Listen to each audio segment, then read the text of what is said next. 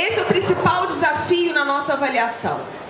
Entender que tem uma crise posta no mundo inteiro do capitalismo, que é uma crise que inicia na década de 70 e que vai impor um processo de reestruturação dos estados, que no Brasil vai ter início com a contra-reforma do Estado lá no governo Collor, quando inclusive o Bresser Pereira, gente, eles estão brigando mesmo os cachorros, né? Quando o Bresser Pereira escreve, põe no papel os elementos do processo de contra-reforma do Estado na avaliação do governo de então para tirar o país da crise. Esse é um elemento importante. Por quê?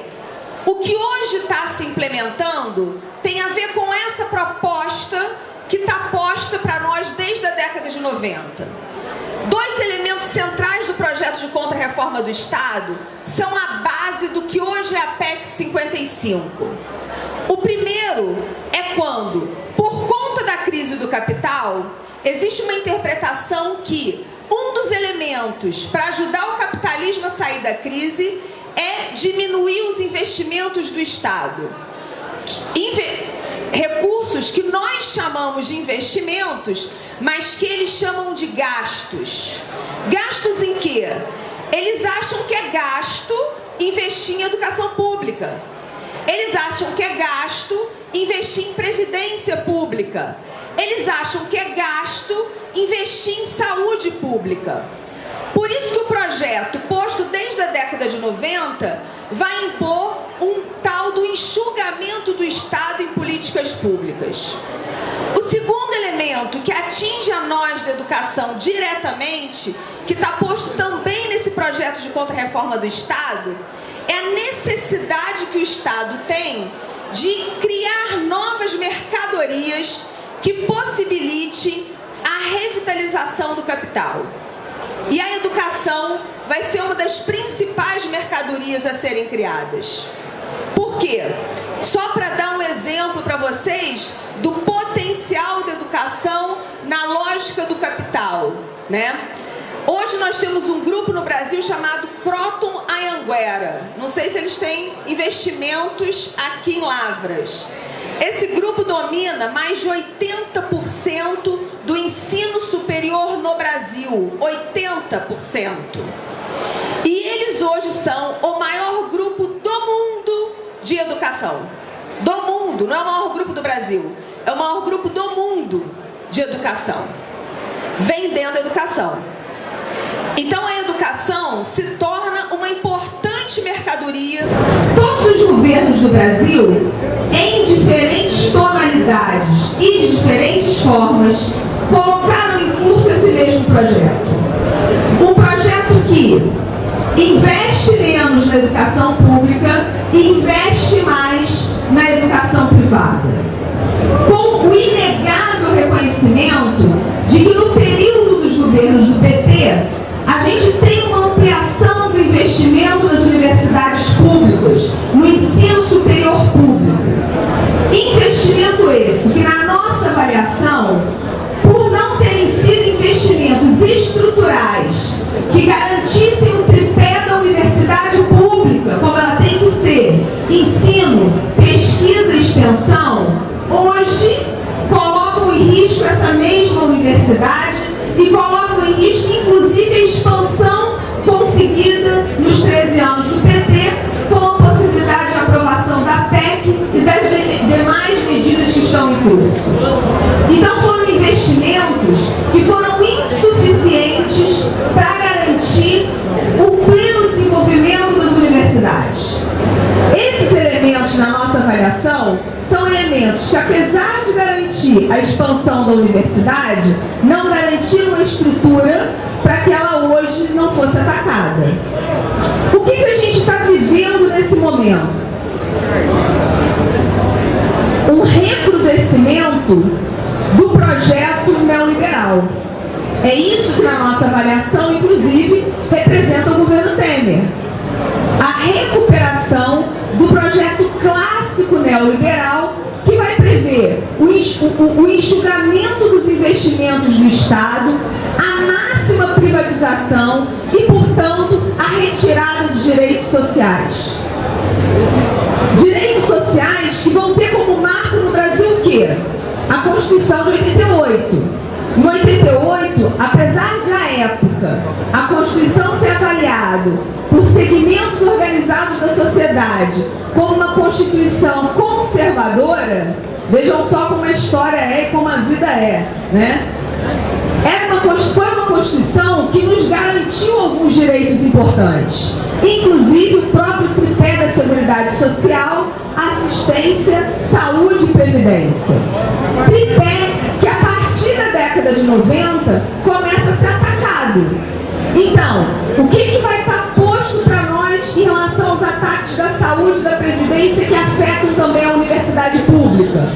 Uma contra-reforma da Previdência, feita começada lá em 2003, e que vai até a última contra-reforma, que é a imposição da FUNPRESP, que é o fundo complementar que deve inclusive atingir a boa parte dos professores daqui de Lavras, né? Que são professores recém-ingressos, uma previdência complementar que impõe uma desigualdade na forma de aposentadoria dos docentes das instituições públicas de ensino e para todos os servidores públicos federais. E professores que entraram após a FUNPRESP, que é o Fundo de Previdência Complementar, que vão se aposentar com 1/3 do seu salário. 1/3 do seu salário. Só que esses professores fazem a mesma atividade na universidade. A mesma. Só que eles têm uma desigualdade na condição de aposentadoria. Na nossa avaliação, obviamente o governo já anunciou uma nova contra-reforma da Previdência, inclusive para esse ano ainda, que deve atingir desde o aumento da idade de aposentadoria até outros elementos da própria aposentadoria, como o fim do abono permanência e outros direitos que a gente foi conquistando ao longo da nossa história. Bem, então a gente tem um ataque à previdência pública, que obviamente rebate na universidade como? Para algumas carreiras, não é mais interessante ser professor universitário, porque você vai trabalhar 35 anos da sua vida, para quando você se aposentar com 1/3 do seu salário? Então, em algumas áreas, não vale mais a pena fazer concurso para ser professor universitário. A Previdência ataca, então, a universidade e o tripé da universidade pública. Na área da saúde, o ataque vai ser a partir da criação da EBSER, da Empresa Brasileira de Serviços Hospitalares, que, na nossa avaliação, é uma nova modalidade de privatização da saúde, que começou pelos hospitais universitários, mas que certamente agora vai passar para os hospitais municipais e os hospitais estaduais. Quase todas as experiências da implementação da EBSER nos hospitais universitários não garantiram a melhora da qualidade desses hospitais.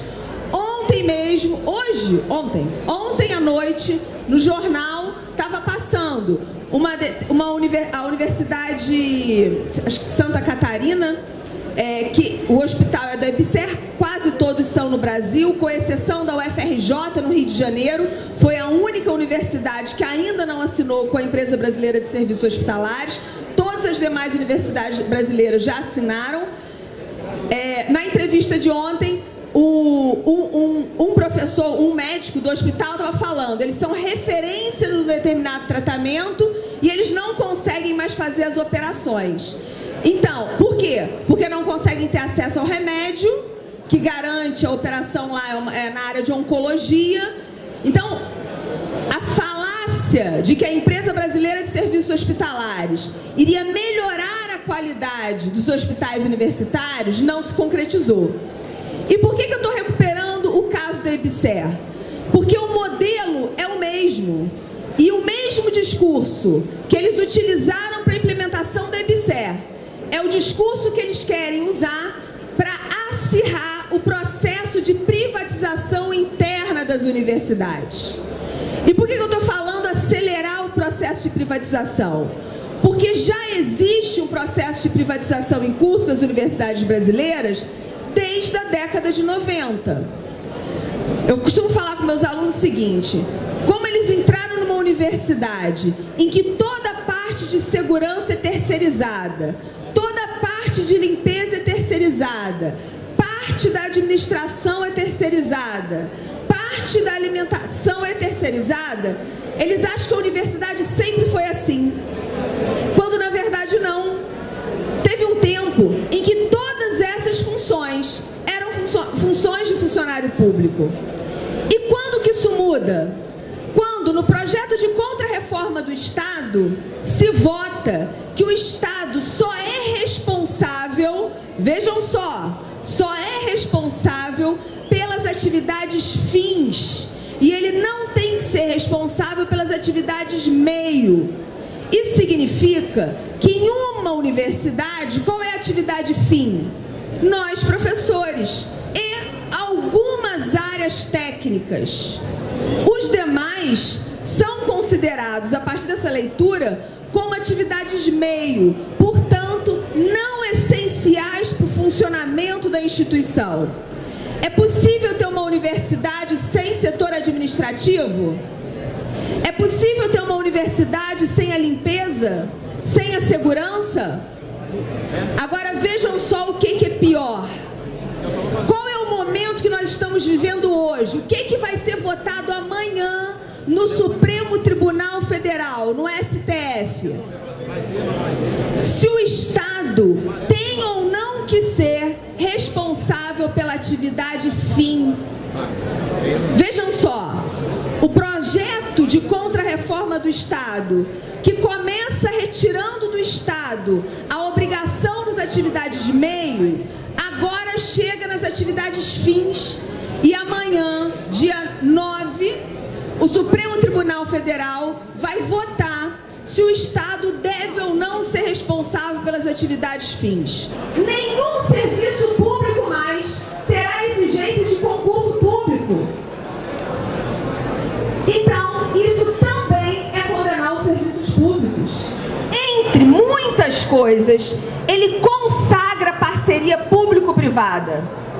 E ele oficializa a parceria entre as instituições públicas de ensino e as empresas. E ele diz, inclusive, o seguinte, lá, literalmente, é só pegar o marco, está escrito lá: as instituições públicas podem ceder funcionários públicos e espaço sem nenhum custo para a iniciativa privada.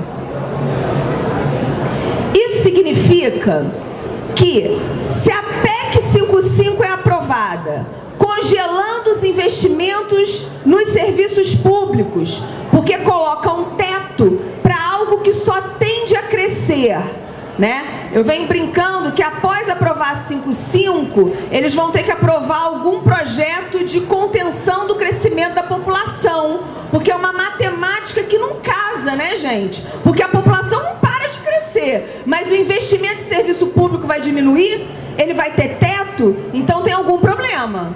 Tem uma matemática que não fecha, é pura matemática isso, né?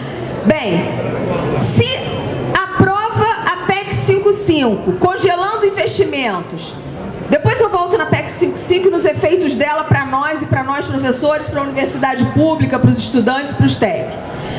Aprovando a terceirização na atividade fim, aprovando a contratação de professores por organizações sociais, tendo já o novo marco de ciência e tecnologia, como a universidade pública vai ficar? Como que ela vai garantir o tripé da pesquisa, do ensino e da extensão? Eu venho brincando que para ser professor, a gente vai ter que ser também um empreendedor, porque a responsabilidade de buscar recursos para fazer pesquisa e extensão vai ser individual dos professores. Porque, inclusive, o governo já anunciou que ele não tem nenhum interesse de manter as agências de fomento. E aí alguns podem perguntar, mas qual o problema disso? Do professor ir buscar parcerias público-privadas? Nós do ANDE somos contra as parcerias público-privadas, por vários motivos, mas eu vou elencar um. Porque quem paga diz no que se investe. Isso é a regra básica da vida. Ninguém paga e ninguém financia uma pesquisa que não lhe diga que não tem interesse. Portanto, a parceria público-privada direciona as pesquisas das universidades públicas ao exclusivo interesse do mercado. Isso, naturalmente, elimina uma série de carreiras da universidade pelas quais o mercado, inclusive, não tem interesse.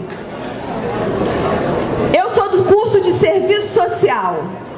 Quem vocês acham que quer investir nas pesquisas de serviço social? Quem? Ninguém. A Petrobras não quer investir no serviço social. As grandes empresas não querem investir no serviço social. Então, o que nós vamos criar? Nós vamos aprofundar a desigualdade interna nas universidades, criando os escolões de terceiro grau, porque alguns cursos vão perder o sentido na lógica do mercado e outros cursos vão ter investimento sim da iniciativa privada para produzir exclusivamente para o mercado. É um conhecimento que nem volta para a sociedade em forma de política pública, que essa deveria ser a nossa função, produzir conhecimento para ser utilizado pelo Estado para melhoria do bem-estar de toda a população. Mas é um conhecimento produzido a partir das bases da educação pública, que ele é privatizado pelos interesses das empresas. O Marco de Ciência e Tecnologia consagra isso. Então nós vamos ter que buscar investimentos, mas não vai ser qualquer um que vai ter investimento. Então isso vai condenar alguns cursos. Por isso, inclusive, a reforma do ensino médio. Tá vendo como tá tudo casado? Porque tem áreas que nem interessam mais que se mantenham, como por exemplo as licenciaturas. Porque na medida provisória da reforma do ensino médio, entre as várias barbaridades que tem lá, tem uma que diz o seguinte: é possível contratar professores por notório saber. Notório saber. Vocês estão estudando 4, 5 anos para ser professor, mas é possível, não sei com que critérios, designar pessoas de notório saber para ser professor. A PEC 241, agora a PEC 55, que está no Senado, é uma PEC curta, objetiva nos seus propósitos. O que ela quer? Ela quer ter um teto para o investimento. Investimento em quê? Nas políticas públicas. Saúde, educação, previdência, todas as áreas públicas. E o teto é o quê? A inflação do ano anterior. Essa inflação que a gente vive uma inflação no cotidiano, mas o governo anuncia outra sempre, todo ano, né? Então ela por si já é uma inflação mentirosa. O que ele vai fazer? O que acontece? Ele vai ter que ter medidas para limitar o gasto naquele teto. Porque senão ele vai cair na lei de responsabilidade fiscal, tanto do governo federal quanto dos governos estaduais. Reduzir os nossos salários, tirando aquilo que para o governo é benefício. Sabe o que é benefício no nosso salário, professores? A nossa RT, a nossa retribuição por titulação, que não está dentro do nosso salário base, mas que representa metade do nosso salário, é considerado pelo Estado um benefício. Então significa que para o governo ficar no teto, ele pode inclusive cortar a nossa RT. A nossa briga histórica em todas as nossas greves pela linha única no contra-cheque, que os professores não davam muita importância. Eles acho que nem entendiam direito o que a gente falava. Quando a gente falava que era necessário uma linha única no contra-cheque. Por quê? Porque em salário base o governo não pode mexer. Se nós não conquistamos isso, e não conquistamos isso no governo passado também, não conseguimos fazer uma linha única no nosso contra-cheque. Então isso significa que para o governo, aquilo que é 50% do nosso salário é benefício, e está sob o risco se a PEC for aprovada. Mas sob risco? Está sob risco os concursos públicos. Está sob risco as obras. Esquece obra, né? Esquece as obras. As obras acho que não estão em andamento e não estarão durante um bom tempo, né? Salário, outros benefícios, investimentos em pesquisa, extensão, tudo cortado. Tem um gradativo de corte na educação, que vem desde o governo anterior e que se agudiza nesse último período. Então, toda a universidade vai sofrer com o corte de verbas. Mas nesse momento, está ruim para todo mundo, não é só para nós. E esse é o momento de nós estarmos em unidade nas ruas, apesar das nossas diferenças.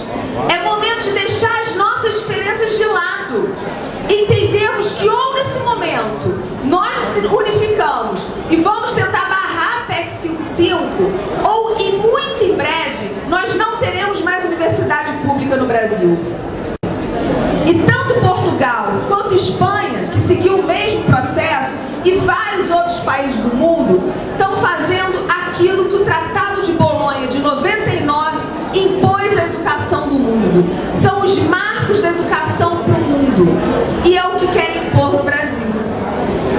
Nós ainda temos muito a perder aqui, porque nós temos um sistema público de educação gratuito e de qualidade, que é um dos melhores do mundo. Assim como temos um sistema de saúde que, apesar de precário, tem uma lógica, que é a lógica do público de para todos, que também é um dos poucos do mundo. E a gente não pode abrir mão disso.